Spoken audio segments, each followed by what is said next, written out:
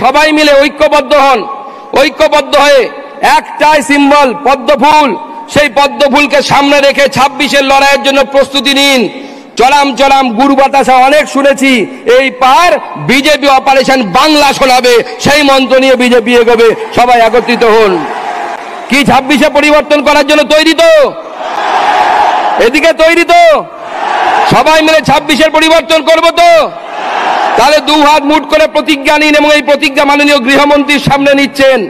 প্রার্থী পছন্দ নয়, অমুক নয়, কিচ্ছু চলবে না। যে দাঁড়াবে, কলা গাছ হলেও ভারতীয় জনতা পার্টির সিম্বল, তাকে জেতাতে হবে, তাকে জিতিয়ে আমাদের বিধানসভায় পাঠাতে হবে। বলুন আমার সাথে, ভারত মাতা কি, ভারত মাতা কি।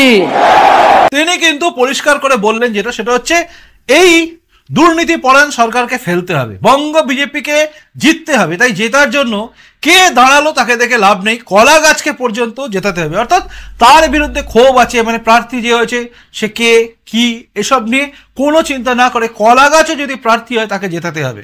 এই কথাটাই হচ্ছে চরম কথা। প্রার্থী বড় হয় না, হয় সিম্বল। জেতে বিজেপি, প্রার্থী নয়। কারণ বিজেপি একটা সর্বভারতীয় দল।